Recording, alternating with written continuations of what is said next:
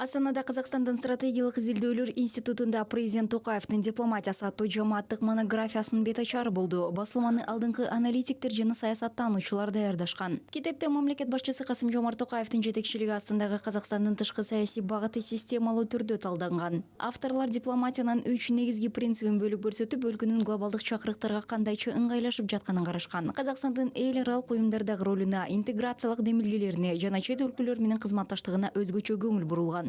Монография интернетте ачык жеткиликтүү болот. Ал адистерге, студенттерге жана өлкөнүн тышкы саясатынын стратегиялык багытына кызыккандарга арналган. Белгилей кетсек, серепчилер Казакстандын орто держава катары ролуна жана анын жакынкы чет өлкөлөр менен байланышына өзгөчө көңүл бурушкан. В международной системе преобладают крупные державы. Эл аралык системада ири державалар үстөмдүк кылат. Бирок ошого карабастан орто державаларда дүйнөлүк күн тартибин түзүүгө өз салымын кошуп, тынчтык орнотуу боюнча өз демилгелерин көтөрүп, дипломатияны өнүктүрүүсү зарыл. Биринчи кезекте биз өз максаттарыбызга жетишибиз керек. Развивая дипломатию, в первую очередь, мы должны добиваться собственных целей.